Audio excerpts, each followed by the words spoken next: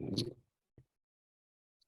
bonjour à toutes et à tous, bienvenue pour ce 54e webinaire organisé par le réseau Rappel, qui est aujourd'hui consacré à l'auto-réhabilitation accompagnée en milieu rural comme un levier pour lutter contre la précarité énergétique. Aujourd'hui, c'est un tiers de la population française qui vit en milieu rural dans l'une des 30 000 communes peu ou très denses du territoire. Et on estime que 15 à 25% des ménages en précarité énergétique vivent dans une zone rurale, donc selon l'indicateur de l'ONPE qu'on choisit. Et donc, en plus de mettre à l'honneur les principes et les actions d'auto-réhabilitation accompagnée, on a souhaité par là même aujourd'hui proposer un focus sur leurs interventions au milieu rural, qui peut présenter certaines spécificités.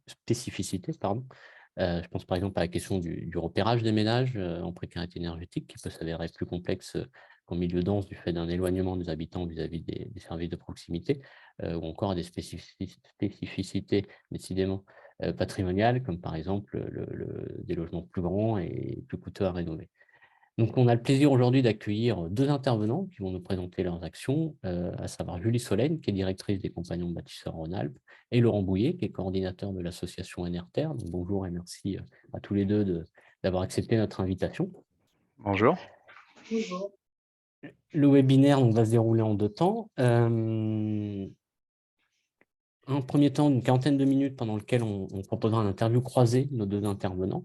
Donc, on a préparé quelques questions qu'on leur posera tour à tour pour en savoir un peu plus sur leurs actions, sur les publics concernés, les méthodes de repérage, les actions et les outils qu'ils déploient. Et ce temps sera suivi d'une session de questions-réponses d'une trentaine de minutes avec les participants. Donc, merci beaucoup à tous les deux d'être avec nous aujourd'hui. Je vous propose de commencer dès maintenant avec une première question.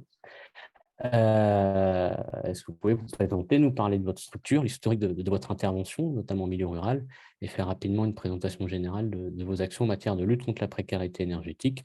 Je propose à Julie de répondre en premier à la question. Les Compagnons Bâtisseurs, c'est un mouvement qui existe depuis une soixantaine d'années et qui accompagne les personnes qui sont fragilisées dans leur logement, mal logement, avec effectivement une modalité d'intervention, en sachant que les bâtisseurs, c'est un petit peu une démarche d'éducation populaire, avec cette idée d'apporter des solutions concrètes et à travers un support, le chantier d'auto-réhabilitation accompagnée, donc chantier ARA, qui est effectivement un support qui va permettre de placer l'habitant au cœur de son projet, donc d'être dans l'action. On est vraiment dans ce qu'on appelle, nous, la logique faire avec, faire ensemble. Donc faire parce que l'idée, c'est évidemment d'améliorer les conditions d'habitat et de vie des personnes, d'améliorer le logement, tout en repartant du besoin et du projet de l'habitant. Donc vraiment savoir lui ce qu'il attend de sa manière d'habiter son logement, quelles sont les améliorations qu'il souhaite apporter, et de repartir de ce projet-là, le faire parfois évoluer évidemment avec les conseils qu'on peut apporter pour améliorer ses conditions de vie. Mais ce n'est pas le seul objectif, puisque l'auto-réhabilitation accompagnée, ça vise aussi à finalement valoriser la personne en la mettant en action.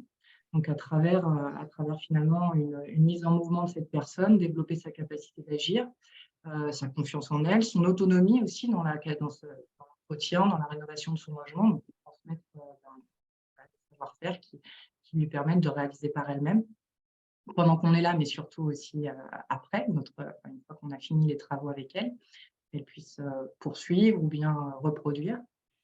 Et puis, renforcer la solidarité, donc ça c'est plutôt le volet faire ensemble, par la mise en mouvement à la fois de partenaires, puisqu'on ne travaille jamais seul sur les territoires où on intervient, évidemment en lien avec les acteurs sociaux, avec les acteurs du logement, de la rénovation, les collectivités territoriales, les associations locales, associations de quartier, les opérateurs de l'ANA quand on intervient auprès de propriétaires occupants. Et tout un ensemble, en fait, évidemment, d'acteurs. Renforcer la solidarité aussi parce que il y a vraiment la volonté de mettre en place une dynamique sur les territoires à la fois d'entraide. C'est vrai que parfois, les personnes chez qui on intervient viennent ensuite donner un coup de main chez d'autres personnes, d'autres voisins qui ont besoin de rénovation également.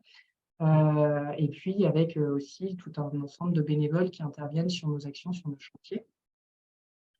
Alors, à savoir qu'on parle ici de l'autoréhabilitation accompagnée en milieu rural. Il faut savoir quand même que le modèle des compagnons, le modèle d'action des compagnons bâtisseurs, c'est plutôt construit autour d'un public finalement vivant en zone urbaine, en quartier d'habitat populaire, autour de nous, ce qu'on a appelé l'atelier de quartier. Donc, c'est vraiment finalement une action qui est ancrée dans un quartier populaire, avec à la fois un lieu physique, qui est un lieu ressource pour les habitants, où ils peuvent venir emprunter des outils, obtenir des conseils, bricoler sur place, et puis aussi participer à des animations collectives qui sont déployées par l'association, que ce soit voilà, des ateliers bricolage, par exemple, que ce soit dans nos murs d'ailleurs, mais aussi hors de nos murs, chez les partenaires ou bien sur l'espace public. Et puis tout le volet plutôt individuel qui est là, le chantier d'autoréhabilitation accompagnée, où on déploie finalement un animateur technique qui est pendant toute la durée du chantier auprès de l'habitant pour l'accompagner sur la réalisation de ses travaux, avec plutôt du coup sur ces quartiers-là un public locataire.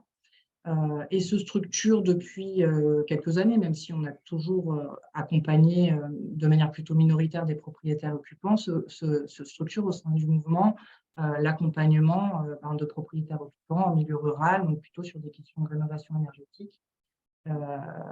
C'est un peu plus le cœur effectivement de ce webinaire, où là on déploie de toute façon la même démarche, hein, c'est toujours faire avec l'habitant, partir de son projet, dans une logique. Alors effectivement, notre entrée, c'est pas l'énergie, c'est pas forcément la précarité énergétique, mais c'est le logement dans sa globalité, où on va effectivement regarder les questions de confort, les questions de sécurité, les questions de dignité aussi des personnes. Donc, c'est vraiment un ensemble de choses qui va être regardé avec évidemment une attention aussi sur la réduction des consommations et l'amélioration du confort. Donc, au sein du mouvement, il y a 14 entités existantes aujourd'hui. En Rhône-Alpes, on est une des plus jeunes entités du mouvement. L'association a été créée en 2011 avec aujourd'hui 14 salariés. Voilà, avec des actions qui visent les propriétaires occupants en milieu rural plutôt sur 3 départements, donc Ardèche, Drôme et Isère aujourd'hui. Donc avec des interventions auprès de propriétaires occupants depuis 2014 à peu près au sein de l'association. Voilà pour la présentation. Merci Julie. Laurent, est-ce que tu peux nous parler un peu d'Enerter, de vos actions, l'historique de l'association et ce que vous faites généralement en matière de lutte contre la précarité énergétique? Oui, merci Aurélien.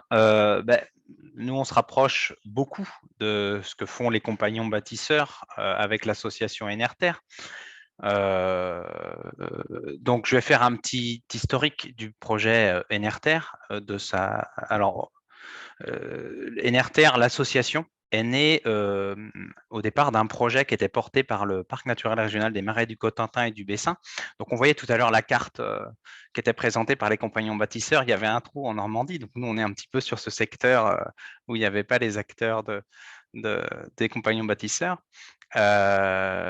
L'idée au départ du PNR, c'était vraiment de partir d'un constat, c'était à base d'un constat, c'était qu'il y avait des solutions aujourd'hui au niveau de la réhabilitation énergétique, mais que les publics les plus fragiles, malgré tout, avaient du mal à aller chercher les aides de l'ANA, etc., et passaient un petit peu au travers, et étaient un petit peu confrontés pris entre le coût des travaux trop important, les restes à charge trop importants malgré les aides, et puis l'augmentation du coût de l'énergie. Et il y avait une spécificité sur le territoire normand du Cotentin et du Bessin, c'était le bâti en terre crue. Donc le parc avait essayé de s'inspirer un petit peu de ce que faisaient déjà les compagnons bâtisseurs, c'est-à-dire l'autoréhabilitation accompagnée, pour voir si ce n'était pas possible d'adapter un petit peu ce modèle sur le territoire pour apporter une réponse aux habitants qui habitaient dans du bâti en terre. Donc c'est de là qu'est né ce projet Enerter, donc énergie, qui est un mixte entre énergie et terre, hein, donc c'était lutte contre la précarité énergétique dans du bâti en terre. Très vite, on s'est rendu compte au sein du PNR que on avait besoin d'une structure pour porter un petit peu ce projet. Donc est née l'association en 2013. Donc c'était en 2011, le début du projet porté par le parc. Et en 2013, l'association qui avait le nom du projet qui était porté par le parc, donc NRTR, est née. Elle avait pour objectif au départ de rassembler les bénéficiaires et les bénévoles qui venaient participer, parce qu'on se basait sur l'autoréhabilitation accompagnée avec en gros des chantiers participatifs. Donc il fallait regrouper les bénévoles et les bénéficiaires de la structure, et puis pouvoir aussi avoir une structure qui porte les outils. Le PNR n'avait pas vocation à gérer un parc d'outils. Donc c'est vraiment à partir de ce moment-là qu'est née l'association pour vraiment animer ce dispositif en 2013, mais elle était toujours comment dire, l'association était portée par le PNR, était dans les locaux du PNR. En 2018, le projet porté par le PNR est arrivé à son terme, et puis c'est l'association qui s'est retrouvée à poursuivre l'expérience. Donc, il y a eu autonomisation complète de l'association à partir de 2018, où on a déménagé, on a quitté le PNR, on s'est élargi au niveau de notre périmètre d'intervention. Donc maintenant, on est sur toute la Manche. Au départ, on était vraiment ciblé sur le PNR, donc le centre Manche et une partie du Bessin, donc c'est-à-dire une partie du Calvados. Donc on est resté sur ce territoire d'origine et on a étendu sur le reste du territoire de la Manche. Alors, les actions aujourd'hui de l'association, qui sont portées par l'association, c'est de l'autoréhabilitation accompagnée. Je reviens sur la petite c'est l'autoréhab en milieu rural avec et sans bénévoles. Donc, c'est une autoréhabilitation à vocation sociale et patrimoniale, donc toujours liée au bâti en terre, mais pas que. Aujourd'hui, on s'est ouvert aussi à du bâti qui n'est pas du bâti en terre. Mais on met toujours en avant des techniques d'éco-construction et des matériaux locaux dans les réhabilitations qu'on accompagne. Et puis, on a des activités annexes, on va dire, qui sont nées de cette activité d'autoréhabilitation accompagnée. C'est la production et vente de matériaux en terre crue. Ça, c'est parce que on en parlera tout à l'heure. Et puis, la co-animation du réseau normand de l'autoréhabilitation accompagnée du RENOAC. Donc, notre action aujourd'hui, nous, sur le territoire, c'est à peu près 40-50 ménages suivis par an en continu, ça peut être des ménages qu'on suit déjà depuis quelques années, et puis 10 à 15 chantiers réalisés en autoréhabilitation accompagnée, la plupart du temps avec des bénévoles. Voilà, on peut passer à la suivante.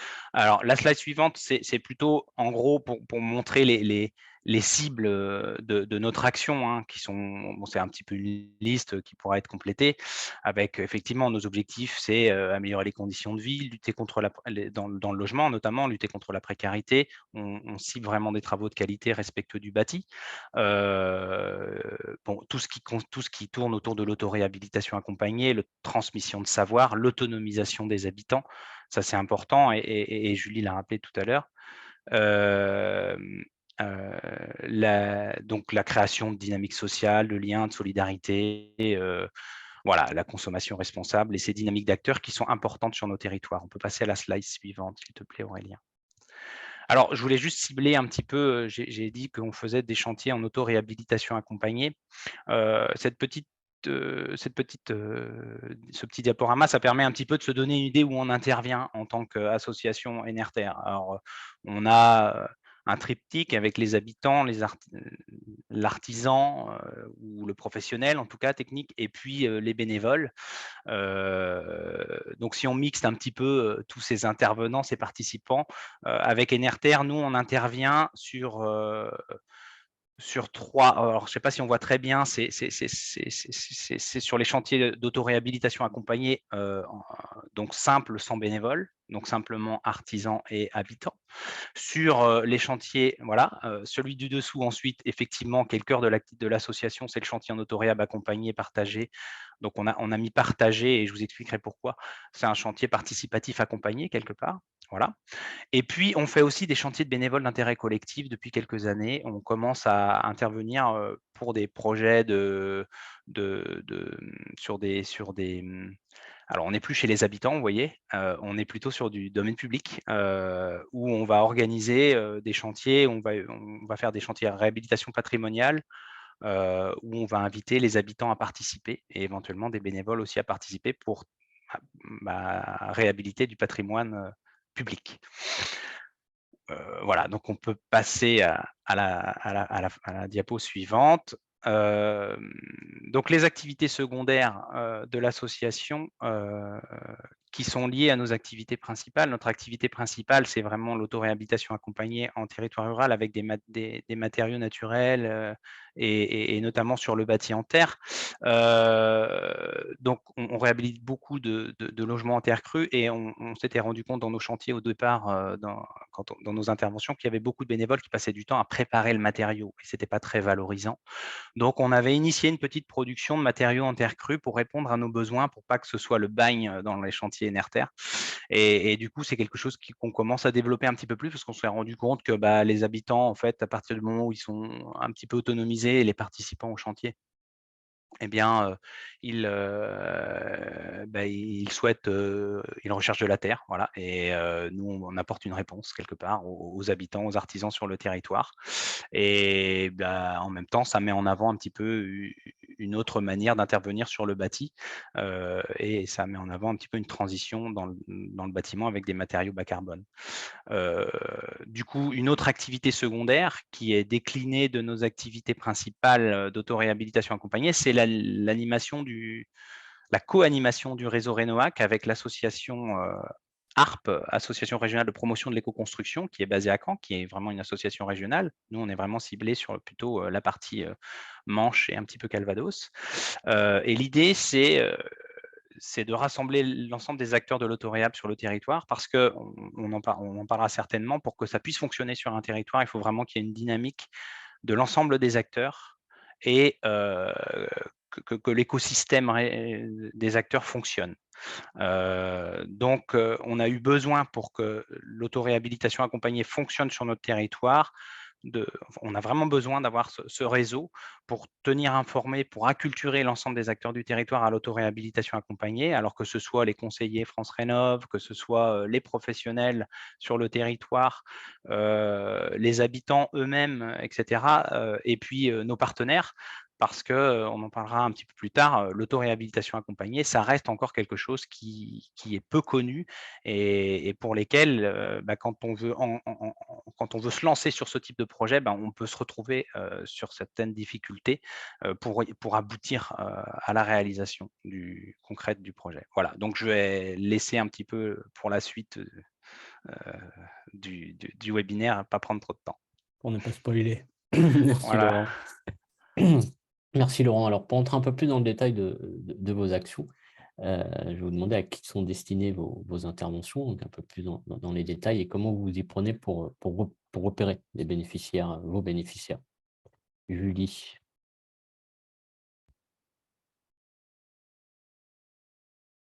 Ton micro est coupé, Julie. Pour répondre déjà, peut-être juste rappeler un petit peu l'historique de nos interventions auprès de propriétaires occupants. Donc, je le disais, 2014, ça a été finalement le point de démarrage avec un partenariat avec la MSA Drôme Ardèche-Loire, qui finalement est venue nous voir pour qu'on puisse intervenir auprès de leurs institutions agricoles. Avec un constat qui a beaucoup beaucoup d'agriculteurs qui vivent dans des vieilles bâtisses très très mal isolées, avec des situations et des conditions d'habitat qui sont plutôt indignes. Donc c'était un premier partenariat qui avait été monté donc en partenariat avec Solia également, avec l'idée d'accompagner les agriculteurs sur de la LHI, donc lutte contre l'habitat indigne. On était là sur des travaux de très grande ampleur, qui touchaient à l'énergie, mais pas que, qui touchaient vraiment aussi à des questions d'indignité, donc voilà, l'absence de sanitaire ou de choses comme ça. Donc on avait réalisé quelques premiers gros chantiers en partenariat avec la MSA, qui orientait finalement le public. Solia, qui faisait tout le montage et l'ingénierie technique, un premier diagnostic qui présentait un premier programme de travaux.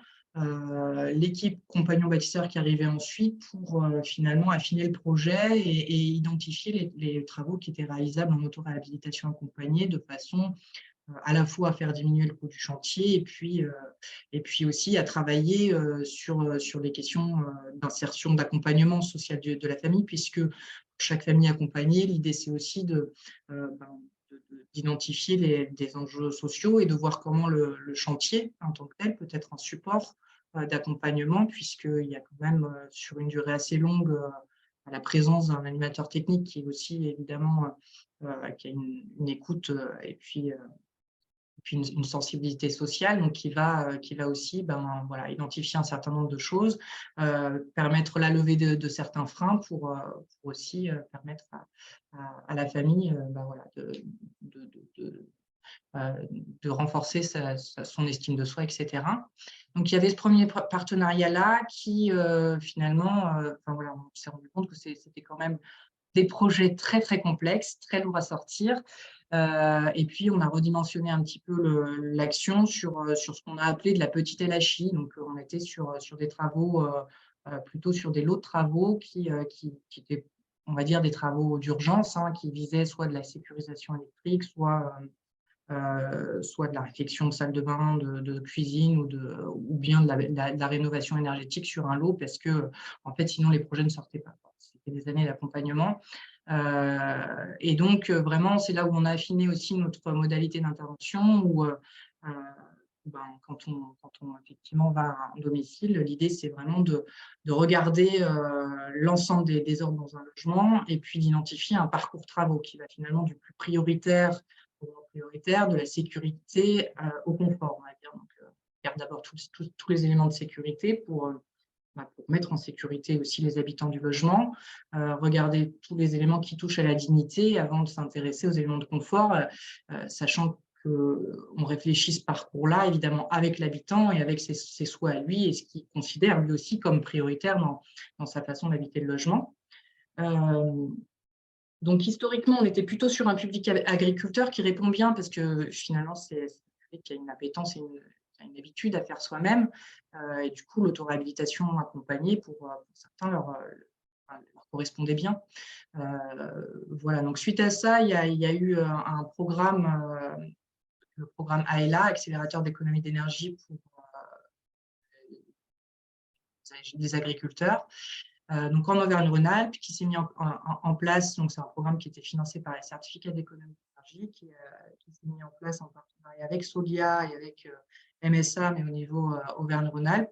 C'était un programme de sensibilisation essentiellement, donc avec un dépistage par la MSA de tous les ressortissants agricoles qui avaient des revenus de faibles revenus et puis des conditions d'habitat qui nécessitaient amélioration. Et donc, Solia qui intervenait pour un premier diagnostic et nous ensuite sur la même façon en fait, que ce premier partenariat, sur comment on peut mettre en place des travaux en auto-réhabilitation accompagnée. Seulement, ce programme, il visait simplement une sensibilisation. Il n'a pas permis de financer les travaux. Donc, l'idée, ça a été de travailler ensuite avec les collectivités pour justement que tout le parcours puisse se mener avec les familles, à savoir de la détection, mais jusqu'à la réalisation des travaux et à leur réception. Donc, on a mis en place des partenariats aujourd'hui avec le département de l'Isère, de la Drôme et de l'Ardèche, voilà, pour accompagner les propriétaires occupants en milieu rural, donc là plus spécifiquement les agriculteurs, mais plus largement les propriétaires occupants effectivement modestes et très modestes en milieu rural, avec toujours cette idée que, évidemment, notre accompagnement à nous, compagnons bâtisseurs, il va s'inscrire en lien avec les opérateurs existants, en lien avec toute la chaîne de détection et d'opérateurs, que ce soit sur du conseil, de la détection ou de l'accompagnement, mais aussi parce qu'on s'est rendu compte que finalement, il y avait tout un certain nombre de familles, de ménages qui ne trouvaient pas réponse dans les aides de droit commun.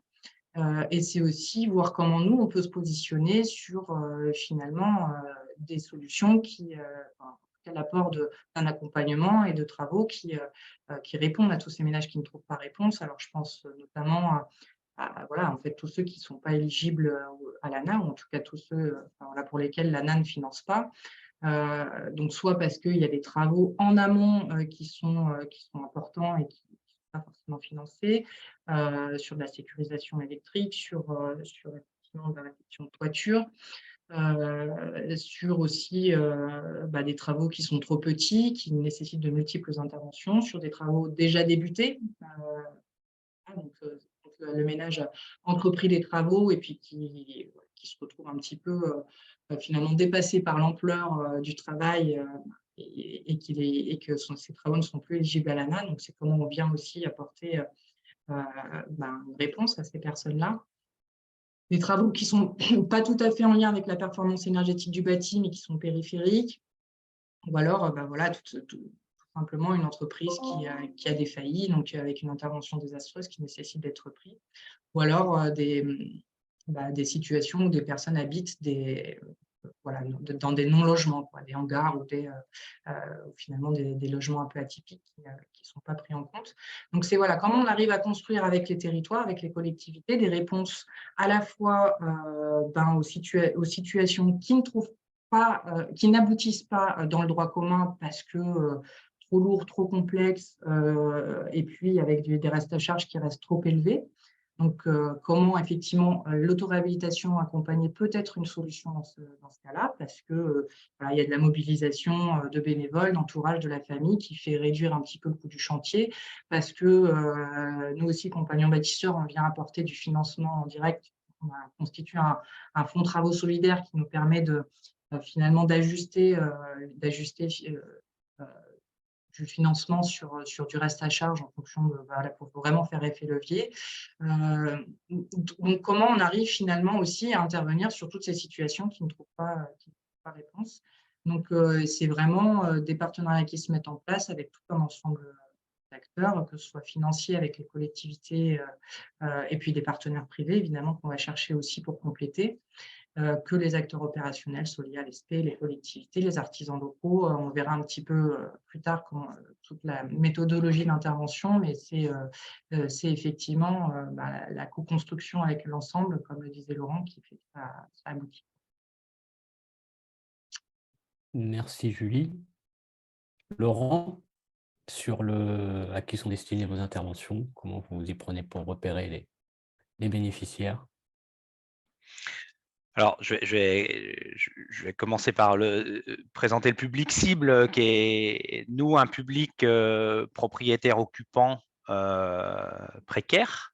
Alors, le public cible exactement, c'est ceux qui sont officiels. Enfin, notre public cible officiel, c'est les modestes et très modestes à l'ANA. Alors après, ça paraît un petit peu, c'est juste pour ne pas rajouter une complexité. C'est déjà assez complexe de faire des suivis de ménage. Si on rajoute à chaque fois chacun nos critères, c'est toujours très complexe. On rajoute encore des critères. Ah, vous n'êtes pas éligible à là, mais vous pouvez être éligible chez nous. Vous pouvez être éligible à tel ou tel truc parce que vous êtes sur d'autres critères. Nous, on s'est dit, on va rester sur des critères que les gens connaissent quelque part ou que nos partenaires ont l'habitude d'identifier. C'est les modestes et les très modestes à l'ANA. Il n'empêche que dans la réalité, effectivement, nous, quand on entend propriétaire occupant précaire, on parle aussi de précarité qui peuvent être une précarité sanitaire, une précarité sociale, précarité, enfin, il y a différentes sortes de précarité. Et à chaque fois, nous, on va se poser la question au sein du conseil d'administration de l'association, est-ce qu'on intervient, est-ce qu'on n'intervient pas, est-ce que c'est vraiment dans nos critères ou pas. Donc, l'objectif, c'est quand même que les habitants souhaitent améliorer la qualité de leur logement. Et voilà, donc notre public cible est plutôt, en tout cas, sur ces habitants précaires. On a quand même un ratio de publics qui sont non précaires chez lesquels on intervient. En gros, c'est un ratio de 80-20 à peu près, 80% de publics précaires, 80% de publics non précaires. Mais par contre, quand on intervient chez des publics qui sont non précaires, on est sur des projets cohérents avec des écomatériaux, une réhabilitation de patrimoine. Et si vous voulez, ça permet de ne pas non plus stigmatiser les intervenants, les personnes chez qui on intervient avec l'association. L'association, elle intervient effectivement chez des publics plutôt précaires, mais pas que. Donc, quand on est chez Enerter, on n'est pas forcément quelqu'un forcément très précaire. Voilà, ça permet de mettre un petit peu ça de côté. Et de faire de la mixité sociale quelque part. Et c'est aussi souvent parce que les personnes qui sont non précaires chez qui on intervient, c'est des gens qui veulent vraiment faire par eux-mêmes, qui ont vraiment compris ce qu'était l'auto-réhabilitation accompagnée et qui sont des moteurs derrière. Et on en parlera un petit peu plus tard sur le système d'échange local que nous, on a en place au sein de l'association. Quant effectivement, nous, l'intervention d'Enerter, elle est plutôt sur un territoire rural. On est sur des petites communes ou de l'habitat dispersé. On intervient beaucoup sur du bâti ancien, donc ça, je pense que la plupart ça a été c'est bien compris. Et le public agricole, enfin, disons que le monde agricole se prête tout à fait quelque part à nos modalités d'intervention, parce que le monde agricole, nous, on utilise beaucoup de matériaux issus du monde agricole, des fibres végétales, de la terre crue, et c'est du bâti traditionnel rural qui est utilisé par les agriculteurs. On a eu au départ quelques agriculteurs qui ont participé et qui ont été bénéficiaires du projet Enerter, mais aujourd'hui beaucoup moins, étonnamment, parce que on ne sait pas trop pourquoi. Mais en tout cas, ce n'est pas les personnes qui nous contactent le plus. Et là, du coup, sur le repérage, peut-être qu'il y aurait un travail à faire si on voulait toucher plus ce public, en tout cas du monde agricole. Il faudrait qu'on travaille un petit peu plus avec les instances et les structures du monde agricole, peut-être ce qu'a fait avec la MSA, par exemple, comme le fait les compagnons bâtisseurs. Mais aujourd'hui, en fait, dans notre repérage, notre modalité de repérage, autant au départ, on fonctionnait beaucoup avec des partenaires qui nous renvoyaient des bénéfices, des potentielles personnes. Quelque part, c'était des partenaires sociaux, des assistants sociaux, des structures partenaires du monde social qui nous renvoyaient éventuellement des bénéficiaires potentiels. Aujourd'hui, ça fonctionne essentiellement par le bouche à oreille. C'est-à-dire que les gens qui viennent sur les chantiers Enerter et qui nous sollicitent en tant que structure pour les accompagner à l'autoréhabilitation accompagnée, viennent directement à nous. Et ce public, c'est plutôt un public qui n'est pas un public du monde agricole. On est plutôt sur comment dire, effectivement des habitants de plus en plus dans les bourgs ruraux, qui sont dans des habitats dégradés, où c'est des habitants sur des habitats diffus, mais qui ne sont pas dans une activité agricole. Voilà. Ça peut être des héritages, ça peut être des choses comme ça, des gens qui vivent dans des logements qui sont dégradés et qui nous contactent, mais qui ne sont pas issus du monde agricole. Juste pour faire une parenthèse sur le monde agricole, parce que c'est quand même un peu en lien avec la présentation, le webinaire qu'on fait aujourd'hui. On a aussi, comme on a sur le territoire quand même un bon réseau avec les acteurs du territoire depuis 10 ans qu'Enerter existe, on a quand même des partenaires qui nous renvoient, des partenaires qui sont souvent des conseillers France Rénov, qui nous renvoient des personnes, mais je répète, la majorité des personnes que l'on suit actuellement avec l'association, ce sont des gens qui nous contactent directement. C'est le bouche à oreille. Et un point important, justement, ce que j'abordais tout à l'heure dans la présentation, c'est la nécessité de l'écosystème territorial opérationnel. Pour que puisse fonctionner l'autoréhabilitation accompagnée sur un territoire, il faut effectivement qu'on connaisse l'écosystème et que l'écosystème soit acculturé à l'autoréhabilitation accompagnée. Donc, il faut qu'on ait un référencement des pros, il faut que l'ensemble des acteurs soient sensibilisés. Il faut qu'il y ait l'organisation sur un territoire d'un parcours d'accompagnement et que chaque acteur sache où est sa place. Donc là, on est vraiment en train de travailler dessus avec l'association et les partenaires C'est-à-dire que, bah oui, à partir du moment où on est éligible à l'ANA, comment est-ce que derrière, ça va s'organiser avec le conseiller France Rénov dans le parcours d'accompagnement? Nous, on a des gens qui nous contactent, qui veulent faire de l'autoréhabilitation accompagnée. On est sur un projet qui est éligible à l'ANA ou éligible à des aides extérieures. Mais du coup, qui fait quoi? Quand est-ce qu'on va aller voir le conseiller habitat? Qu'est-ce qu'on lui présente? Le professionnel, lui, quels sont les professionnels sur le territoire qui sont en capacité d'accompagner ce ménage? Et quels sont les documents qu'ils doivent fournir?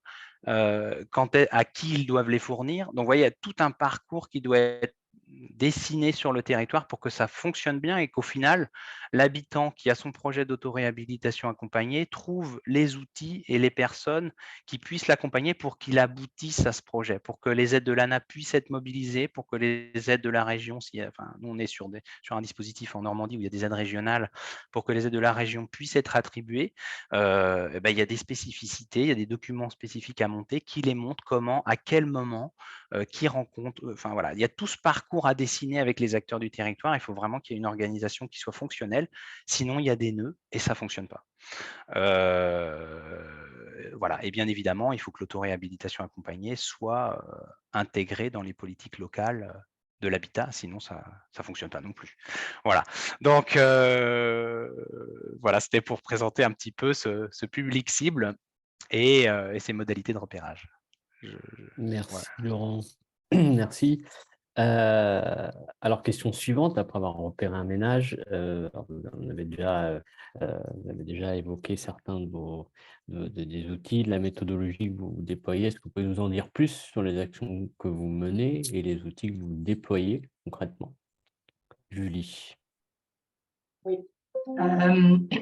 Du coup, sur la méthodologie, donc, là, on voit un petit peu finalement la chronologie de la démarche. Donc, il faut savoir quand même qu'on nous oriente beaucoup, nous, des publics pour lesquels il n'y a pas eu de réponse dans le droit commun, justement, soit parce que ça n'a pas abouti pour X ou Y raison, soit parce que ce n'est pas finançable. Donc, c'est vrai qu'on a souvent des situations qui sont très complexes, que ce soit sur le plan technique, sur le plan social, sur le plan aussi technique du chantier parfois. Donc, c'est des accompagnements qui sont longs, en général, très longs, complexes, qui prennent du temps. Et donc, aujourd'hui, comme on travaille sur les territoires, donc on fait financer l'accompagnement par les collectivités, enfin, en tout cas en partie, parce que soyons clairs, personne n'est en capacité aujourd'hui de financer le vrai coût d'un accompagnement, surtout auprès de ménages qui sont en grande difficulté. Donc, les collectivités en partie, et puis évidemment, on va chercher du financement complémentaire, des activités notamment, pour avoir un vrai accompagnement de qualité et faire en sorte de lever tous les freins pour permettre d'aboutir sur un chantier de travaux.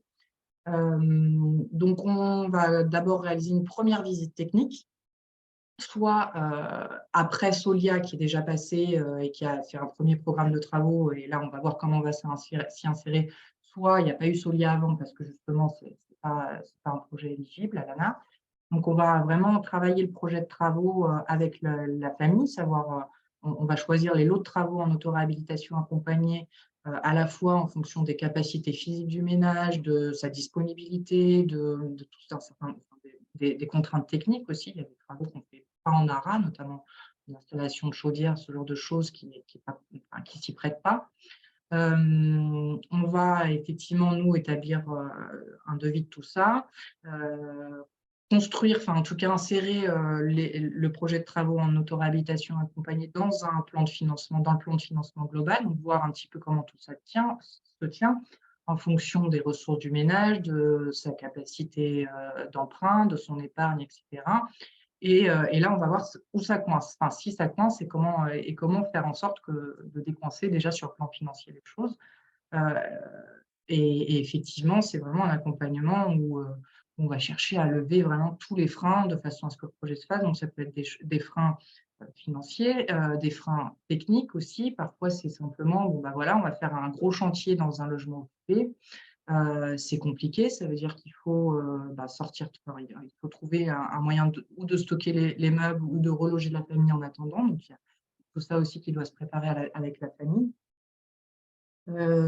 Ça peut être aussi voilà, toutes les démarches administratives qui sont liées à un projet de travaux, la recherche d'artisans, aller chercher les bons artisans sur les lots de travaux. Alors, parce qu'évidemment, quand on est en tout cas sur un gros programme de travaux, nous, on va simplement faire certains lots de travaux en auto-réhabilitation accompagnée, mais pas l'ensemble.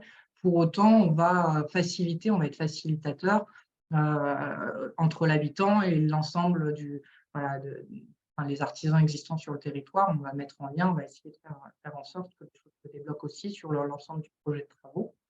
On va donc préparer le chantier aussi avec la famille. Donc là, c'est effectivement comment la famille va pouvoir vivre dans son logement ou pas durant le chantier. Et puis, alors nous, on travaille, on ne fait pas forcément tous les chantiers en direct, en interne, c'est-à-dire qu'on n'a pas en intérieur sur des territoires qui sont assez vastes et finalement sur des corps de métiers très, très variés. Donc, on n'a pas toutes les ressources en interne. On fait beaucoup appel aux artisans locaux. Donc, en fait, on va leur sous-traiter l'animation du chantier. Donc, c'est des artisans évidemment qu'on choisit, qui sont très sensibles et intéressés par la démarche d'auto-réhabilitation accompagnée, donc par la question de la transmission auprès finalement des habitants, voilà, avec lesquels on va vraiment avoir un suivi, déjà il y a un choix préalable en tout cas. Et par contre, on va nous s'occuper de toute la logistique du chantier, donc l'approvisionnement des matériaux, l'organisation du chantier en amont, la mobilisation de bénévoles, de volontaires aussi de l'association, puisqu'on accueille des jeunes volontaires qui appuient finalement les animateurs techniques sur les chantiers. On va également assurer le suivi du chantier de bout en bout. Donc, c'est vraiment, on a un coordinateur technique qui se rend assez régulièrement sur le chantier, à la fois pour voir si l'ambiance de chantier se passe bien, parce que c'est toujours évident de trouver voilà, la juste place de chacun quand on est sur un chantier où il y a du monde, des débutants, des moins débutants, un professionnel. Donc, c'est s'assurer que tout ça se passe bien, s'assurer aussi évidemment voilà, la sécurité et de la qualité de réalisation jusqu'à la réception du chantier. Donc, c'est vraiment un accompagnement de bout en bout où on est en contact très, très régulier avec l'habitant, où il y a des visites très, très régulières auprès de l'habitant pour voilà, vérifier, remobiliser aussi parfois, parce que comme on est sur des accompagnements qui peuvent prendre plusieurs mois, voire plusieurs années, il faut veiller à maintenir la mobilisation de l'habitant pour que le projet aboutisse. Et puis ensuite, donc, sur la partie vraiment réalisation du chantier, pour montrer un petit peu comment ça se construit au niveau de son modèle économique. Donc, je le disais, l'accompagnement en amont, c'est financé par les collectivités et les acteurs privés. Et la réalisation du chantier en tant que tel, donc c'est les aides de droit commun quand c'est un chantier qui appelle aux aides de l'ANA, les acteurs privés qu'on va aussi mobiliser notamment sur notre fonds travaux solidaires. Donc là, on a été chercher un ensemble d'acteurs qui ont mis qui ont mis au pot commun, finalement. Donc, on a un fonds dans lequel on vient piocher pour financer des restes à charge quand ils ne sont pas supportables par les ménages. Voilà, donc avec toujours, en général, sauf vraiment quand le ménage est en grande difficulté, il y a toujours un reste à charge, mais celui qui est soutenable pour le ménage et pour que le chantier se passe. Voilà, donc là, on est vraiment sur un déroulé un petit peu voilà, comme ça du chantier. Il y a l'animation technique du chantier, la fourniture matériaux, avec vraiment toujours cette recherche de réduire le coût du chantier grâce à l'approche participative, que ce soit la famille, les bénévoles, les volontaires. À la transmission de techniques qui sont reproductibles, et puis à comment on arrive aussi à recréer du lien parfois, à remobiliser la famille et l'entourage, puis à agir sur l'estime de soi. Voilà pour cette démarche globalement, sachant qu'effectivement, je ne l'avais pas dit, mais au niveau du repérage, Nous, c'est un petit peu comme Laurent, c'est-à-dire qu'on travaille beaucoup avec, comme on est, voilà, on est en partenariat avec les collectivités, évidemment, il y a aussi un financement qui participe à l'animation de tout ça, donc à vraiment se faire identifier des différents acteurs, que ce soit CEA et autres, pour dès qu'il y a finalement un ménage qui émet le souhait ou l'envie de faire ces travaux, on pense aux compagnons bâtisseurs. Il y a aussi beaucoup de bouche à oreille qui fonctionne à partir du moment où c'est vrai, on a fait un chantier chez une personne, très vite, on voit qu'il y a des sollicitations dans le territoire, voilà, dans un territoire voisin, ou en tout cas dans la commune. Et puis, par ailleurs, nous, on a un outil qui s'appelle le Bricobus, donc c'est un véhicule utilitaire qui, voilà, qui est aussi utilisé pour sillonner les routes d'un territoire, aller à la rencontre des habitants, voilà, sur les stations publiques, etc., qui va promouvoir un petit peu l'autoréhabilitation accompagnée, ou en tout cas, qui va vraiment aller vers les publics. Donc, voilà. Merci Julie. Laurent, sur la méthodologie d'intervention et les outils déployés par NRTR. Oui, nous, il y a beaucoup de choses qui se recoupent avec les compagnons bâtisseurs, hein, ce que vient de présenter Julie. Il y a quelques subtilités parce que nous, tout ce qui est montage de plan de financement, ça, c'est des choses qu'on ne en général, qu'on ne gère pas. C'est plutôt les conseillers France Rénov qui vont gérer ce côté financement, montage des dossiers, etc. Nous, notre accompagnement, c'est ce que je mets dans les slides là, il se réalise en 2 étapes bien distinctes, et on les voyait dans la présentation tout à l'heure, enfin dans la slide de Julie.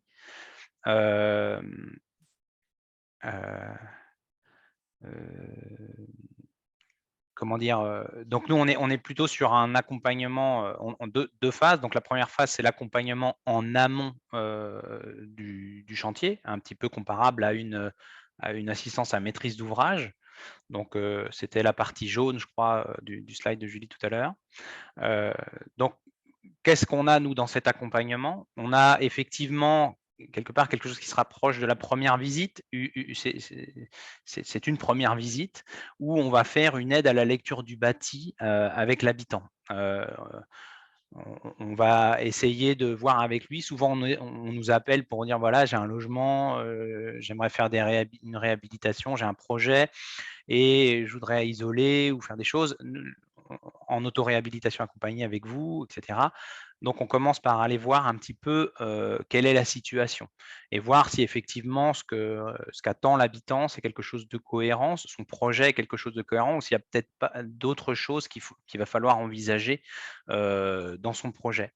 Donc, effectivement, on fait un petit peu le tour du logement, on essaye de voir où sont les points problématiques, où sont les points intéressants, et voir un petit peu, réfléchir avec lui sur son projet, si on doit le faire évoluer ou pas, si on, en tout cas, et si on a des questions d'ordre technique sur du structurel ou sur des points un peu particuliers, on va orienter l'habitant vers des professionnels. On va lui dire, écoutez, là, au niveau de votre charpente, il y a peut-être des choses à revoir. Allez voir un professionnel qui va pouvoir aller un peu plus loin dans le diagnostic, parce qu'on n'est pas des diagnostiqueurs. Donc, effectivement, nous, on va plutôt avoir tendance à aussi apporter une sensibilisation à l'utilisation d'écomatériaux dans le cadre de nos interventions, ou en tout cas à des techniques qui vont être respectueuses du bâti. Et on va apporter en plus, alors ça c'est une réflexion, comme dans ta présentation Aurélien, tu précisais que souvent en territoire rural, on a des grands logements et on a travaillé sur un argumentaire sur la sobriété de la rénovation. C'est-à-dire qu'on essaye de voir avec l'habitant, en fait, un argumentaire, c'est une auto-évaluation quelque part qui est réalisée par l'habitant pour qu'il identifie sur son logement les espaces qu'il utilise réellement, qu'il comprenne comment il vit dans son logement, effectivement, et si son projet est vraiment cohérent par rapport à cela? Est-ce qu'il n'est pas trop important? Souvent, c'est quand on se retrouve sur du bâti en territoire rural, effectivement, on a des projets, on a l'intention de tout restaurer et peut-être qu'il y a moyen de viser un peu moins grand et ce qui permet d'apporter une solution économique quand même à des projets, en disant: «Bon, bah, peut-être c'est vrai que les chambres qui sont, de l'autre côté là, le projet d'extension, il est peut-être pas nécessaire parce qu'on n'utilise pas tout l'espace, on peut l'utiliser de manière différente, et on peut peut-être se limiter sur notre intervention. Donc il y a cet argumentaire un petit peu, qu'on propose dans le cadre de notre accompagnement en amont. On travaille aussi, là on est en train depuis cette année de travailler sur une étude de faisabilité autoréhabilitation accompagnée. C'est-à-dire c'est un document qui va pouvoir poursuivre, qui va être transmis aux différents acteurs du parcours d'accompagnement. Qui va mettre un petit peu qui va faire le point sur effectivement, quand on veut faire de l'autoréhabilitation accompagnée, eh bien il faut, on va vérifier la sécurité du site, on va vérifier la disponibilité des habitants, heu, on on va essayer de faire une synthèse pour voir effectivement est-ce que ce projet, dans la manière où les habitants le portent, en tout cas, ça va permettre à chacun des acteurs d'avoir une information sur ce que souhaite faire en autoréhabilitation accompagnée l'habitant, la manière dont il est s'il est disponible ou pas, comment et du coup les acteurs derrière vont pouvoir, bien, comprendre le projet et s'y intégrer. Ou pas d'ailleurs. Parce que, en gros, cette étude de faisabilité, elle permet, à des conseillers, France Rénov' de cibler qu'il y a un projet d'autoréhabilitation accompagnée et du coup d'anticiper, les documents qu'il va falloir, fournir pour pouvoir bénéficier des aides. Quand on a un document qui nous dit: «Ah oui, OK, il y a une autoréhabilitation accompagnée qui est prévue, donc il va falloir que sur les lots où il y a de l'autoréhab, il y ait bien les conventions, il y ait bien, il y aura des choses spécifiques à fournir, la fiche de synthèse ou des choses comme ça». Donc ça sur les aides ANA notamment. Donc ça permet d'anticiper, le conseiller, qui les suit va pouvoir anticiper. L'artisan aussi ou les professionnels vont pouvoir avoir une information sur, justement les disponibilités de l'habitant, sur, un regard extérieur déjà, qui a essayé qui a comment dire? Qui a retravaillé avec l'habitant le projet. Donc ça permet de rassurer aussi les professionnels quelque part et peut-être d'alerter aussi sur certains points qu'a pu remarquer, la personne qui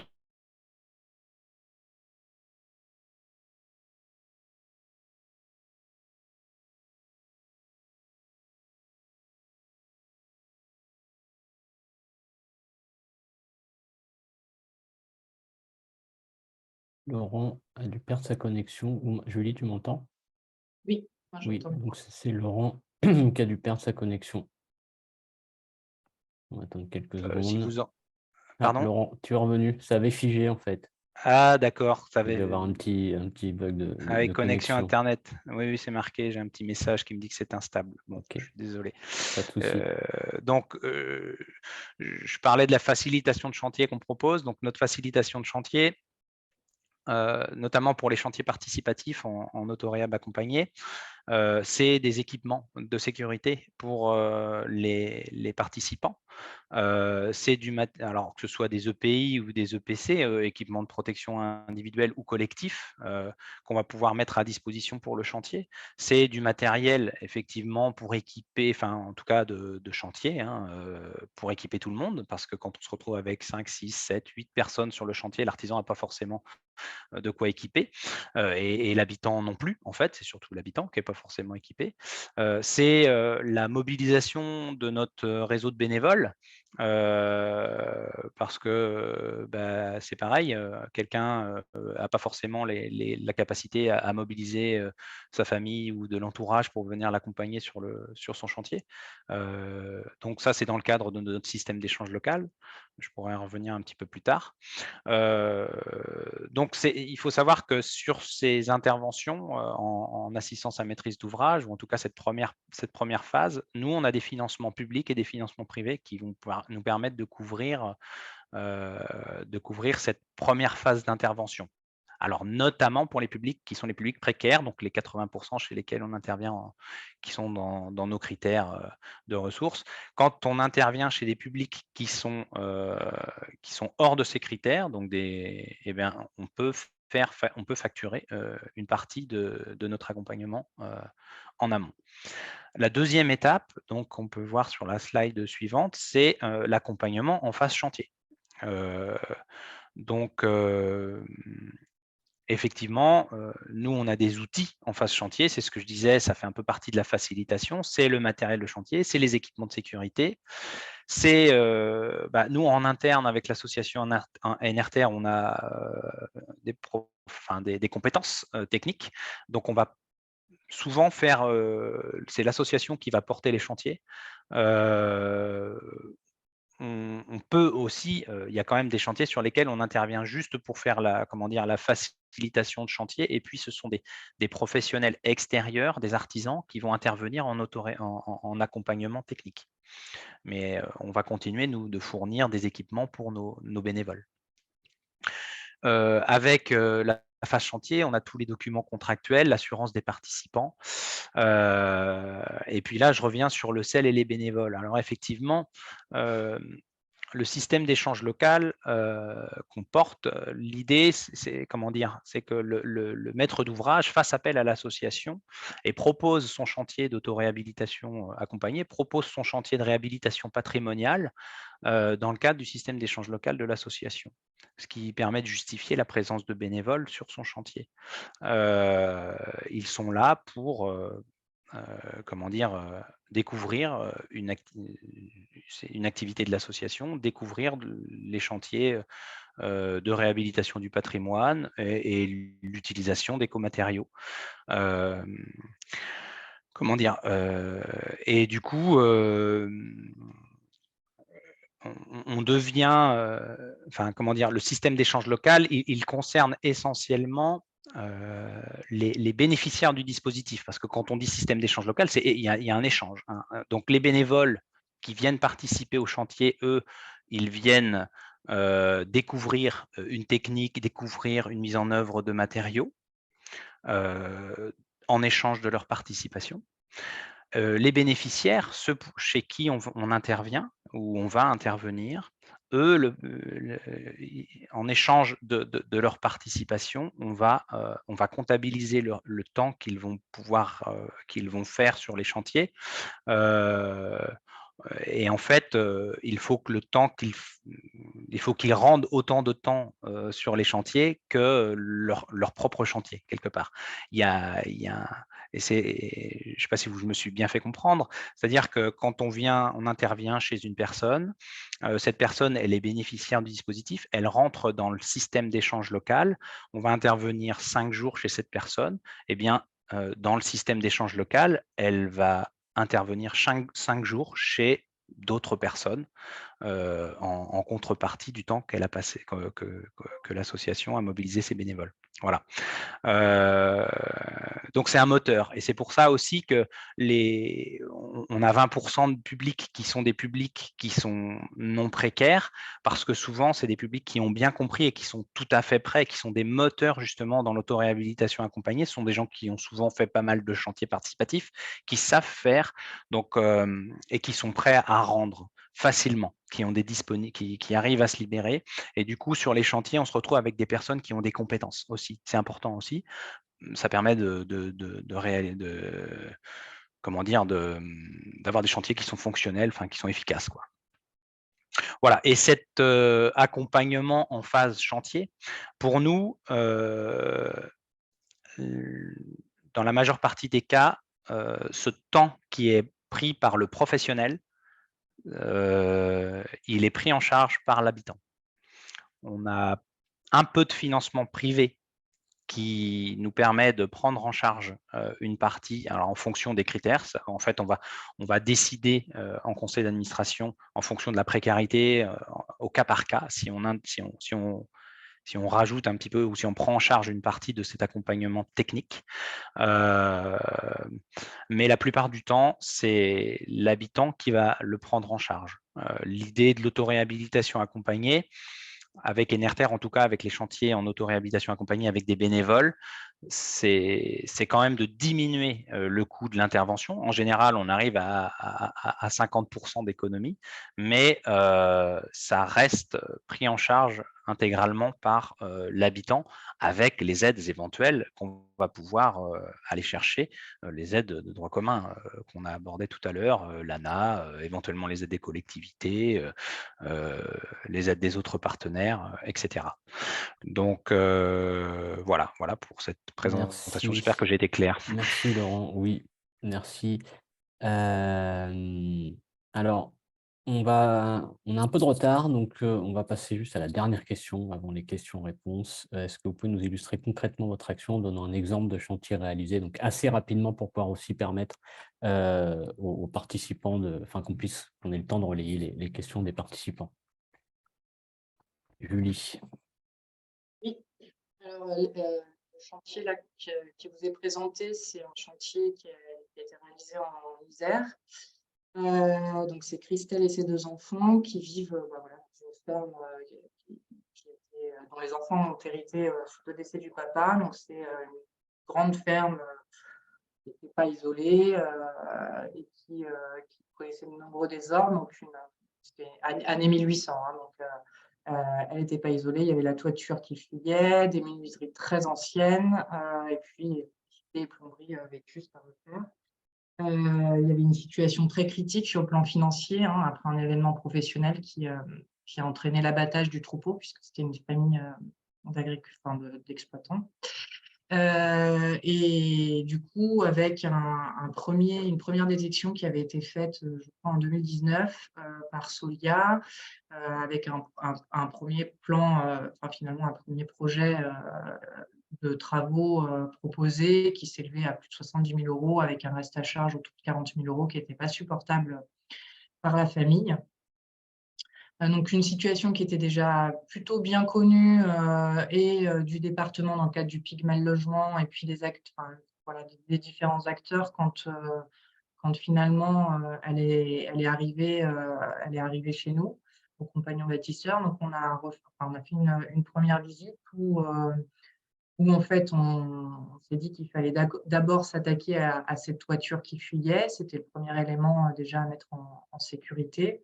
Faut savoir qu'il y avait en plus effectivement des problèmes de santé de la maman qui exposaient, notamment le fait en tant qu'agriculteur, il travaillait toute la journée dehors, qui rentrait avec des habits mouillés, qui ne séchaient pas, qui remettaient le lendemain. Donc, ça entraînait un certain nombre de soucis de santé. Donc, ça, on s'est dit qu'effectivement, il fallait quand même pas il fallait aussi vraiment travailler sur les questions énergétiques du logement pour apporter un peu de confort de vie à ces personnes. Du coup, on a mobilisé un premier financement alors là, on a vraiment travaillé avec Solia sur ce dossier. Donc, il y a une coopération entre Solia et les compagnons bâtisseurs pour finalement faire émerger un projet qui soit soutenable pour la famille. Donc, une première reprise de toiture, toute la toiture en fait qui a été refaite, mais pas en autoréhabilitation accompagnée. Par contre, on a été chercher du financement de la Fondation Abbé Pierre pour cette première étape finalement, avant de construire un projet là plutôt de rénovation, un peu sur tous les autres travaux, donc avec isolation, remplacement des menuiseries, reprise de l'électricité, de la plomberie, pose d'une VMC. Donc ça, c'est tous les lots qui d'ailleurs ont été faits en autoréhabilitation accompagnée. Et puis, en plus de ça, il y a eu de la maçonnerie aussi et l'isolation sous comble qui a été faite hors autoréhabilitation accompagnée. Donc ça a été un accompagnement assez long qui a pris une grosse année avant de faire émerger ce projet. Donc l'ARA a permis de faire réduire le coût du chantier de 15 000 € à peu près. Compagnon bâtisseur, nous, on a mobilisé, on a été chercher aussi du financement de la MSA, qui a apporté 2 000 € pour le financement du chantier. Et puis, on a mobilisé environ 6 000 € de notre fonds de travaux solidaires pour compléter et puis faire en sorte que le reste à charge soit acceptable pour la famille. Donc, il y avait un reste à charge d'environ 10 000 à 15 000 € au final sur l'ensemble du chantier. Donc un chantier qui a nécessité 32 jours d'accompagnement technique, donc sur chantier. Donc là, c'est un animateur technique mobilisé pendant le chantier. Il y a une 50aine de jours de bénévolat en plus de la mobilisation habitante qui a été assez importante, hein, et qui a mobilisé à la fois la maman et les 2 enfants. Ça n'a pas été simple pour eux parce que finalement, ils faisaient 2 journées en une, hein. Ils s'occupaient de leur élevage le matin très tôt, ils faisaient la journée de chantier, puis ils repartaient s'occuper de leur élevage le soir. Alors, les 3 premiers jours du chantier, en fait, ça a consisté à désencombrer le logement, puisqu'on avait, voilà, il était prévu normalement que la famille puisse désencombrer le logement avant le démarrage du chantier, puis ça n'a pas pu être fait, donc on a consacré les 3 premiers jours à ça. Et puis ensuite, vous voyez un peu sur les photos, hein, à la fois les différents gestes techniques qui ont pu être mis en œuvre, donc l'isolation et la pose de menuiserie, les murs ont été piquetés également, etc. Donc voilà, un chantier assez conséquent qui est maintenant terminé. Il y a juste quelques petites finitions, donc on suit encore la famille puisque la famille peut faire les dernières finitions en autonomie, mais effectivement, on reste en lien et en contact régulier pour soit apporter des conseils techniques, prêter des outils ou autres pour permettre de complètement finaliser voilà, le chantier. Merci Julie. Laurent, un exemple de chantier en 3 minutes, si c'est Super. possible. Oui, c'est tout à fait possible. Oui, moi je vais faire un exemple de chantier un peu particulier qui s'est déroulé en 2022 à Avranches. Donc alors comme le précisait Julie, les accompagnements en milieu rural sont souvent très longs. Là, c'est un accompagnement qui a duré plusieurs années parce qu'il y a eu des difficultés. Au départ, c'est un projet simplement d'une habitante qui souhaitait améliorer ses conditions de vie dans son logement, qui a été suivi par le conseil départemental sur un projet un peu expérimental, avec énormément d'acteurs professionnels qui sont intervenus pour faire des diagnostics, etc. Et en fait, le seul hic, c'est que le projet avait beaucoup d'envergure, hein, quand il est sorti de tous ces professionnels qui sont intervenus avec modification aménagement intérieur, isolation, etc. Sauf que le point problématique, c'est qu'il ne tenait pas tellement compte du budget de la famille, ce qui fait qu'on se retrouvait avec quelque part un super dossier, quelque chose qui est formidable, mais sur le papier, et dans la réalité, quelque chose d'impossible à réaliser.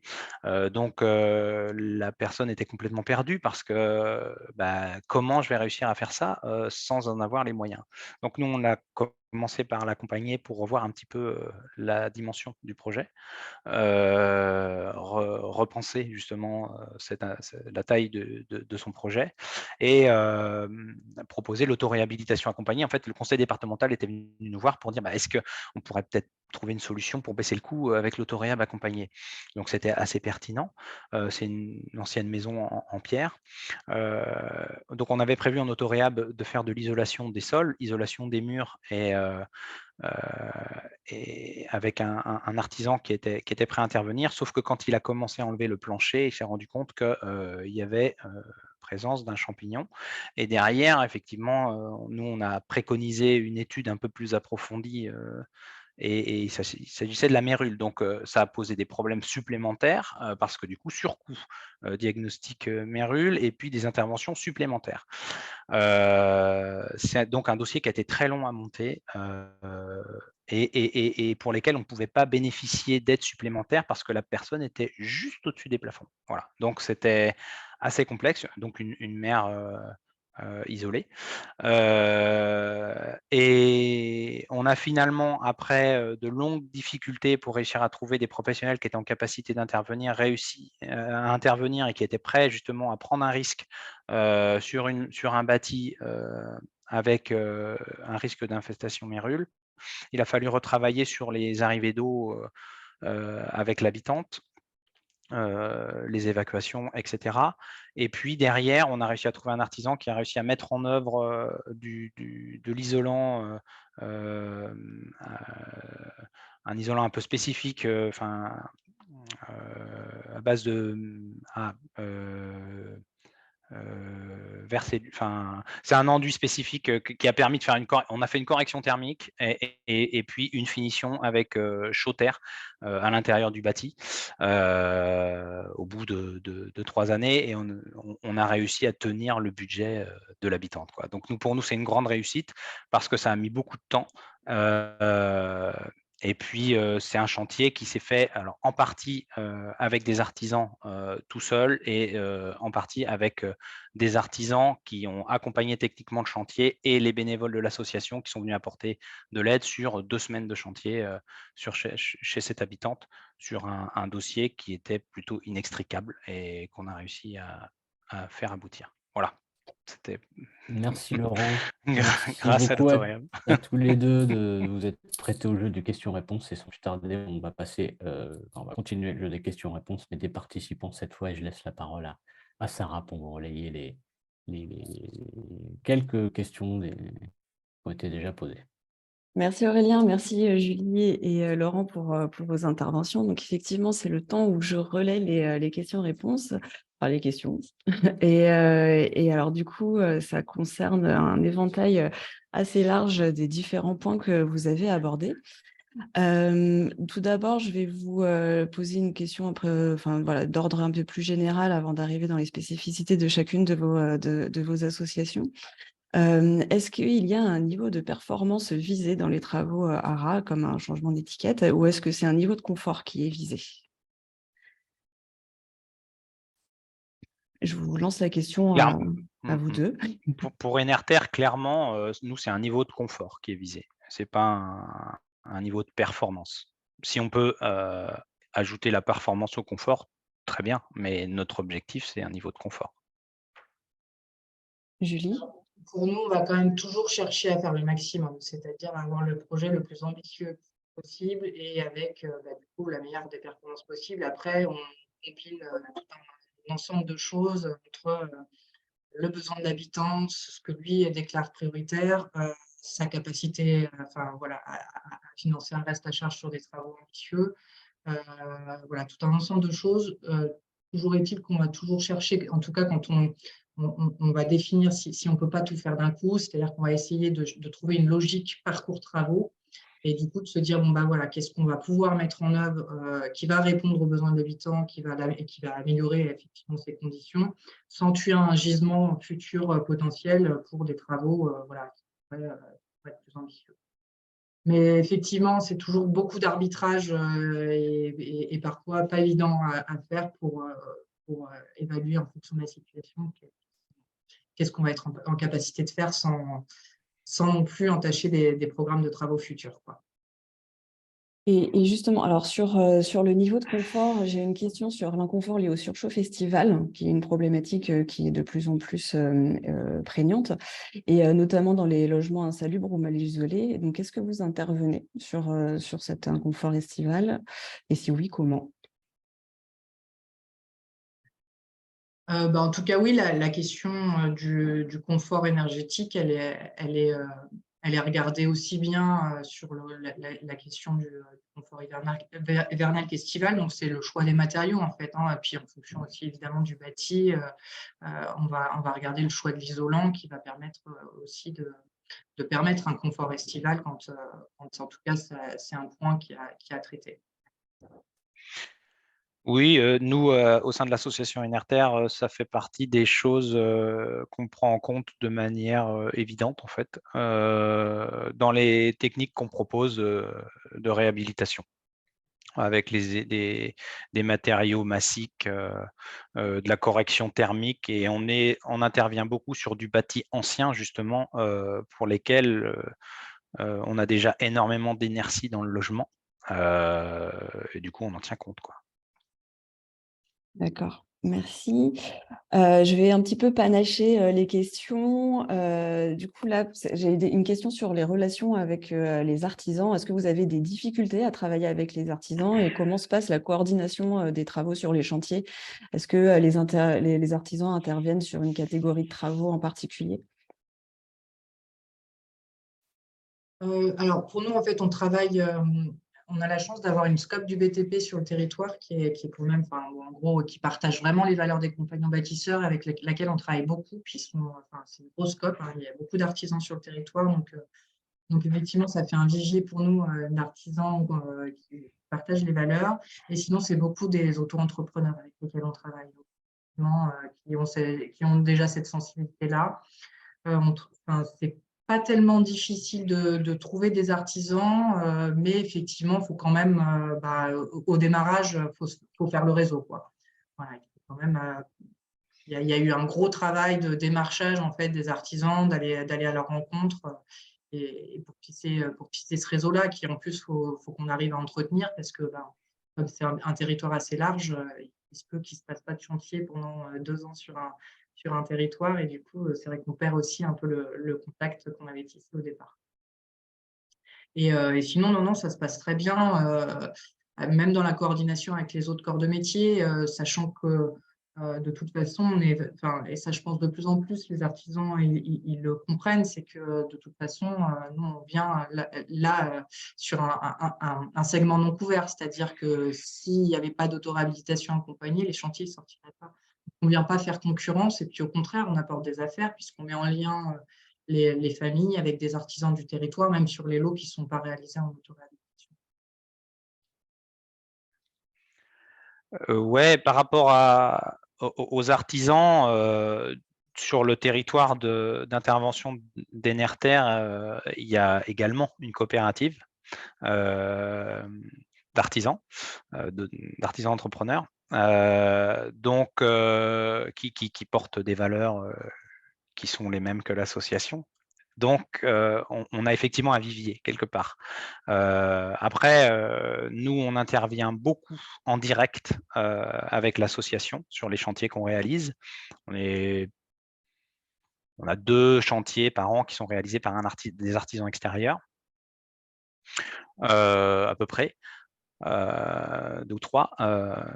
Et c'est quand même un nœud de l'autoréhabilitation accompagnée, la mobilisation des artisans. La plupart des partenaires, parce que justement, au niveau du réseau normand de l'autoréhabilitation accompagnée, les partenaires qui souhaitent développer de l'autoréhabilitation sur leur territoire, c'est vraiment le point d'achoppement. C'est où sont les compétences techniques et comment les mobiliser. Donc, on sait que l'autoréhabilitation accompagnée se fait. Il y a des artisans qui la pratiquent, mais souvent, ce n'est pas tellement visible. Et comme il y a quand même un certain flou au niveau assurantiel, au niveau responsabilité, souvent, c'est des choses qu'on ne voit pas ressortir, quoi. Donc, c'est vraiment un enjeu assez important de se rapprocher des artisans sur son territoire et d'essayer de les faire, de les recenser et de les rendre visibles.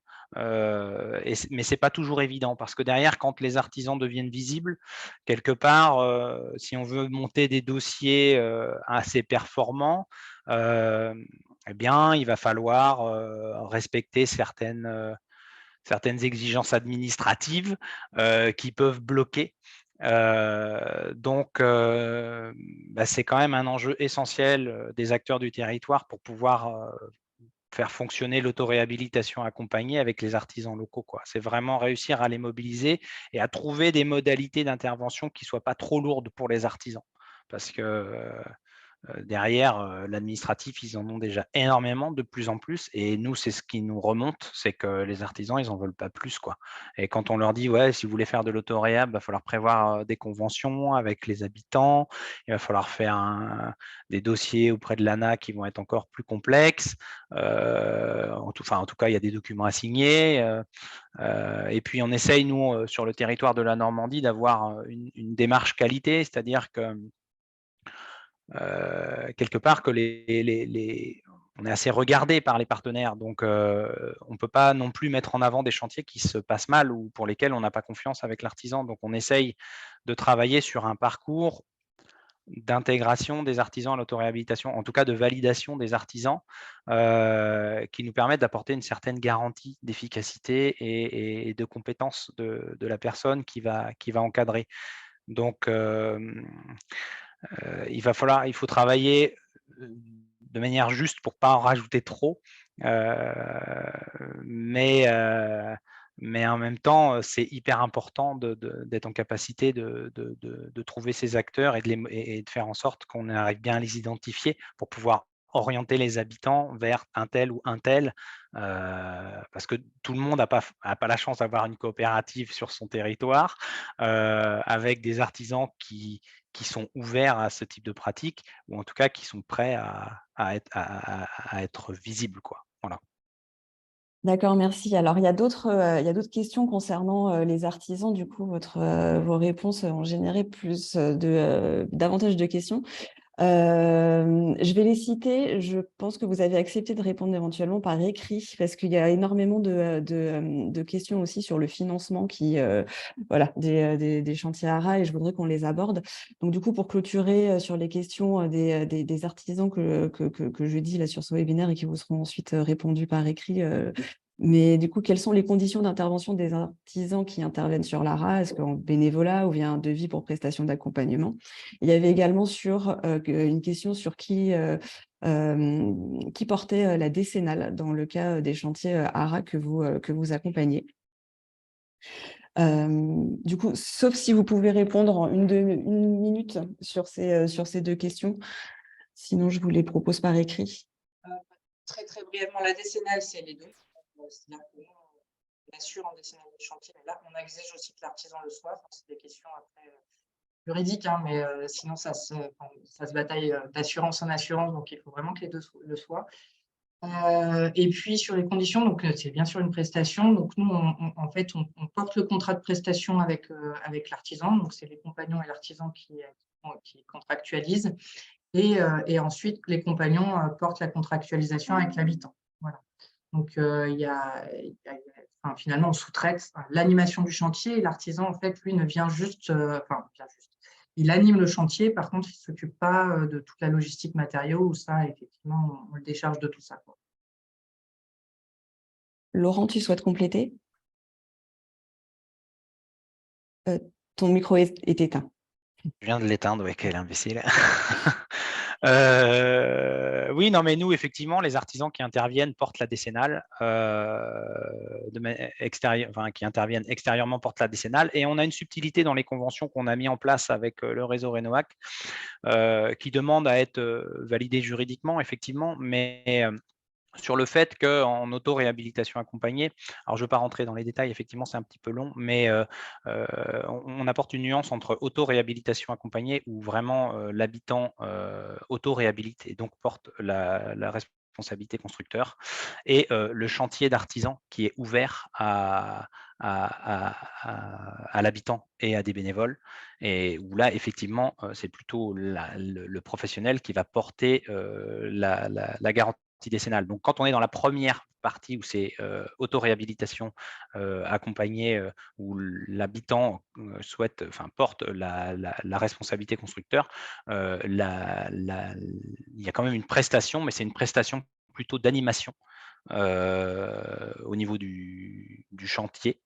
C'est pas c'est pas une prestation de réalisation de travaux. Voilà. Donc il y a des petites nuances qui peuvent être portées.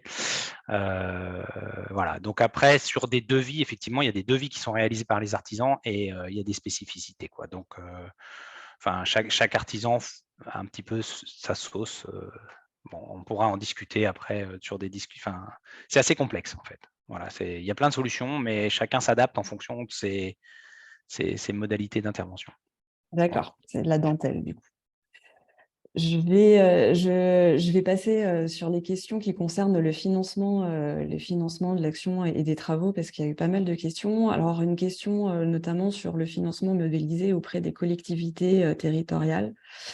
Alors, Julie, je me tourne vers toi parce que c'est une question qui est arrivée lorsque tu présentais. Les collectivités locales, hors fonds socle des compagnons bâtisseurs, soutiennent-elles financièrement l'action de l'ARA et ou les travaux en complément des aides existantes à la rénovation? Les collectivités territoriales elles vont financer en partie l'accompagnement, toute la phase amont travaux finalement, toute l'ingénierie qu'on déploie pour aboutir le projet. Et puis après, sinon, soit il y a des aides existantes locales pour la réalisation de travaux, soit il n'y en a pas, mais il n'y en a pas des spécifiques pour l'autoréhabilitation accompagnée. Donc c'est là où c'est pourquoi nous, on va mobiliser aussi du financement privé. Alors c'est essentiellement dans le fait des fondations d'entreprise, soit par du don matériaux, parce qu'on vient avec TIC, Saint-Gobain, etc., soit via du financement direct. Donc là, on a en tout cas pas de financement des collectivités direct sur la partie travaux direct. Laurent, est-ce que tu souhaites compléter? Ouais, nous, on a des spécificités un petit peu des collectivités quand même sur les territoires qui ont, sur certaines OPA, opérations programmées d'amélioration de l'habitat, mais une petite des financements spécifiques à l'autoréhabilitation accompagnée, donc qui viennent en complément des financements de l'ANA, voire de l'autoréhab simplement sur du patrimoine, de la réhabilitation patrimoniale, qui n'est pas forcément prise en compte par l'ANA. Donc ça, c'est des financements qui peuvent être mobilisés. Enfin, en tout cas, il faut travailler avec ses partenaires sur les territoires pour pouvoir intégrer l'autoréhab dans les politiques de l'habitat.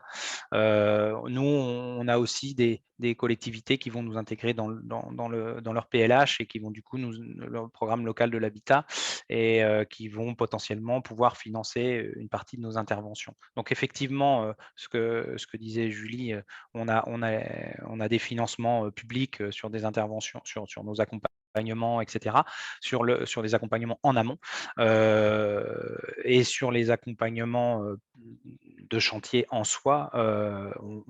C'est ce que je disais, la plupart du temps, on demande à ce que ce soit facturé et ce sont les aides qui sont les aides de droit commun qui s'appliquent, quoi, si on va chercher des aides.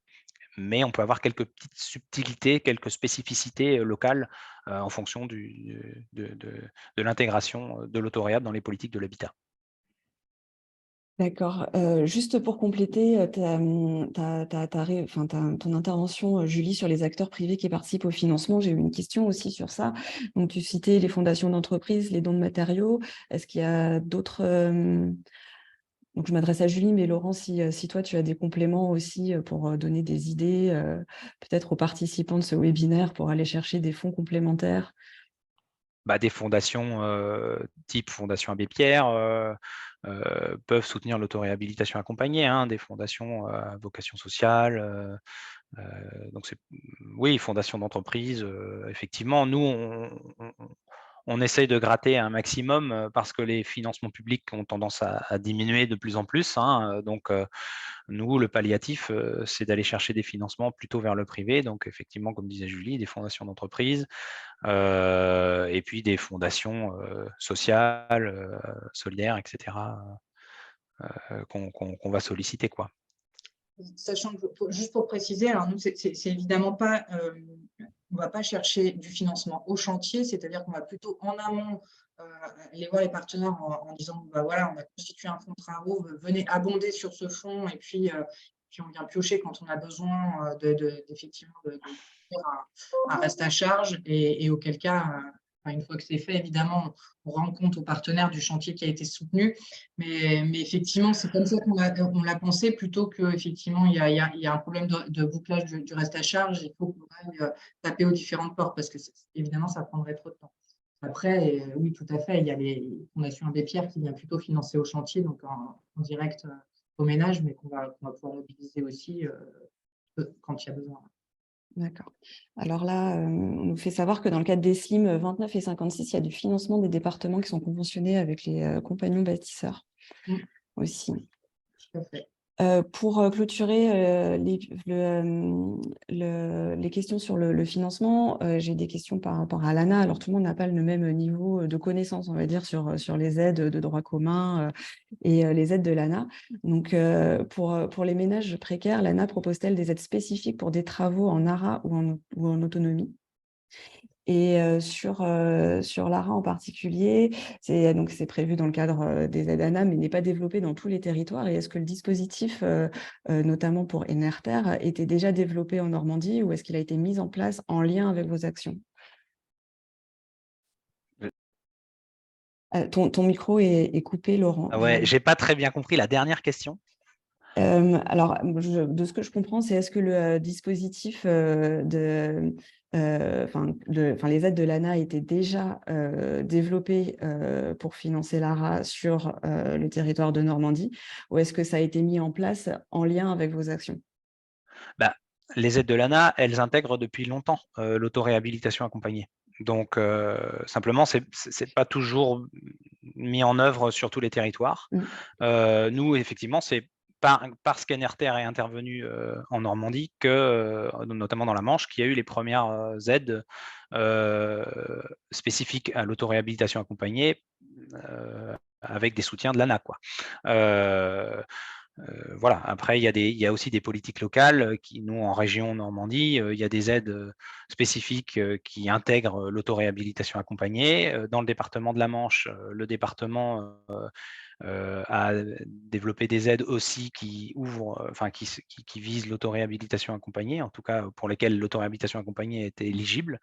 Donc après, effectivement, au niveau de l'ANA, il y a des spécificités sur l'autoréhabilitation accompagnée, c'est-à-dire qu'il y a une démarche administrative un petit peu complémentaire aux démarches habituelles, quoi. Il faut 1 ou 2 documents supplémentaires et en théorie une charte, plutôt une convention entre l'habitant, la structure d'accompagnement et le professionnel, quoi. Donc il y a 3 documents, c'est la convention, une charte d'engagement signée par le professionnel et puis une fiche de synthèse qui va faire le bilan de ce qui est réalisé en autoréhabilitation accompagnée. Donc ça, c'est des documents qu'on peut trouver sur les sites de l'ANA. Mais après, derrière, sur les territoires, on n'a pas toujours la réponse autoréhabilitation accompagnée apportée par l'ANA, alors que ça existe au niveau national. Enfin, c'est... Voilà. Merci Julie. Est-ce que tu souhaites compléter ou pas? Du coup, j'en ai oublié la première partie de la question. C'était l'ANA propose-t-elle des aides spécifiques pour des travaux faits en ARA ou en autonomie? Oui, oui. Ça, c'est effectivement, en tout cas pour ma prime Rénov Sérénité, il y a effectivement un financement possible par l'ANA du jour de l'accompagnant ARA. Et pour compléter, il faut savoir que jusqu'à aujourd'hui, quand on fait de l'autoréhabilitation accompagnée financée par l'ANA, les entreprises ne sont pas obligatoirement RGE. Hein, des fois, ça peut lever certains freins aussi. Voilà. Pareil pour l'utilisation de matériaux naturels pour lesquels il n'y a pas d'assermi, où on est un petit peu sur de l'expérimental. On n'est pas obligé d'être RGE et ça peut être éligible à l'ANA. Bien, merci beaucoup. Oui, je vois qu'Aurélien apparaît et ça veut dire qu'il est temps de conclure, mais est-ce que j'ai le temps pour une dernière question quand même ou pas? Je vois que les participants restent, alors du coup, ça veut dire que les intervenants sont passionnants et que les participants sont intéressés. C'est gentil. Mais du coup, c'est juste une dernière question un peu pour réouvrir le champ du sujet. Est-ce qu'il existe un répertoire des structures ARA par région? Et pour compléter, est-ce qu'il y a un réseau d'artisans travaillant en ARA? Est-ce que ça existe, ça, ou pas? Julie, tu réponds? Oui, alors un annuaire des intervenants ARA, je ne sais pas si ça existe. Je n'en connais pas. Effectivement, il faut se renseigner sur les territoires, quels sont les acteurs qui mettent en œuvre. Réseau d'acteurs, oui, ça avait été initié à un moment, il y a quelques années, où effectivement, il y avait un réseau qui était animé en partie par la NCB, puis par la NCB, donc l'Association nationale des compagnons bâtisseurs, et par Oikos, qui est aussi un organisme. C'est plus trop suivi actuellement. Voilà, c'est plutôt à l'échelle régionale maintenant qu'il y a des réseaux d'acteurs qui s'animent. Oui, donc là, c'était le réseau qui s'appelait le Répar, et qui effectivement a arrêté depuis quelques années. Comme tu disais, Julie, il y a des réseaux d'acteurs en région avec nous, ce qu'on essaie de faire en région Normandie, c'est de faire un recensement justement des acteurs sur le territoire de la Normandie. Alors après, on n'a pas un recensement national, hein, il existe aussi, on peut le citer, la FEDAC, qui est un autre acteur de l'autoréhabilitation accompagnée, qui est la fédération des acteurs à l'autoproduction. Je crois que c'est des acteurs, donc c'est autoréhabilitation et autoconstruction. Donc ça, c'est plutôt un réseau qui se veut national, mais qui a une dynamique un peu limitée. Voilà, on va dire aujourd'hui, c'est quand même un réseau qui est reconnu, mais comment dire, il n'est pas forcément toujours mis en avant, et ouais, je pense que c'est un réseau d'acteurs qu'il faut quand même citer, quoi. Voilà, pour répondre aux questions. Parfait. Et je vois que du coup, dans les chats, ça échange aussi les bons plans locaux. Donc, c'est parfait. Là, je crois que j'ai plus du tout de temps pour relayer des questions. Il y avait des questions assez spécifiques sur les compagnons bâtisseurs, mais du coup, Julie, on te les flashera. Voilà. Et merci beaucoup pour vos réponses. Et je laisse Aurélien conclure. Merci. Merci Sarah, merci beaucoup aux participants et à nos deux intervenants pour ces présentations et les échanges que ça a suscité. Donc, on espère que ce webinaire aura pu répondre à certaines questions et inspirer les participants. Il sera mis en ligne d'ici quelques jours. Donc, si vous souhaitez le réécouter ou le partager avec d'autres collègues, vous pourrez le retrouver sur le site du rappel. Et toujours, n'hésitez pas à nous faire remonter si vous avez des idées, des idées de sujets, de retours d'expérience. On est toujours preneurs de contenu pour organiser les webinaires du réseau. Donc encore merci à toutes et à tous. Bonne fin de journée et à bientôt. Merci. Merci, ouais. Au revoir.